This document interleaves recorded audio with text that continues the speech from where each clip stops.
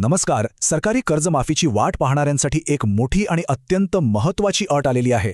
सरकारने एक नवीन अट घातलीय. तर मग याचा नेमका अर्थ काय आहे? चला बघूया. हो, हे अगदी खरं आहे. आता शेतकरी ओळखपत्राशिवाय कर्जमाफीचा 1 रुपयाही मिळणार नाहीये. मग हे शेतकरी ओळखपत्र आहे तरी काय? सोप्या भाषेत हे शेतकऱ्यांसाठी एक खास डिजिटल ओळखपत्र आहे. याचा मुख्य उद्देश आहे की बोगस लाभार्थी बाजूला व्हावेत आणि मदत थेट खऱ्या शेतकऱ्यांपर्यंत पोहोचावी. आणि हो, हे फक्त कर्जमाफीसाठीच नाही, तर पीक विमा आणि PM किसान योजनेसाठीही आता लागणार आहे.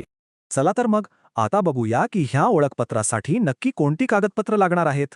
ही 4 कागदपत्र तयार ठेवा. लक्षात ठेवा, OTPसाठी आधारला लिंक असलेला मोबाईल नंबर खूप महत्त्वाचा आहे. आता प्रश्न येतो की हे ओळखपत्र बनवायचं कुठे? तर यासाठी 2 अगदी सोपे मार्ग आहेत. एक तर जवळच्या सेवा केंद्रात जाऊन हे काम करता येईल, किंवा मग स्मार्टफोनवरून थेट ऑनलाईन अर्जही करता येतो. पण थांबा, अर्ज करण्याआधी एक खूप महत्त्वाची गोष्ट लक्षात ठेवायला हवी, नाहीतर अडचण येऊ शकते. सर्वात महत्त्वाचं, आधार कार्ड आणि 712 उतारावरचं नाव तंतोतंत जुळतंय का हे नक्की तपासा. ही माहिती खूपच महत्त्वाची आहे. ती इतर शेतकऱ्यांपर्यंत पोहोचवली तर त्यांचं मोठं नुकसान टळू शकतं. त्यामुळे विचार करा, कर्जमाफी धोक्यात तर नाही ना? ही प्रक्रिया खूप तातडीची आहे, त्यामुळे लगेच पूर्ण करा.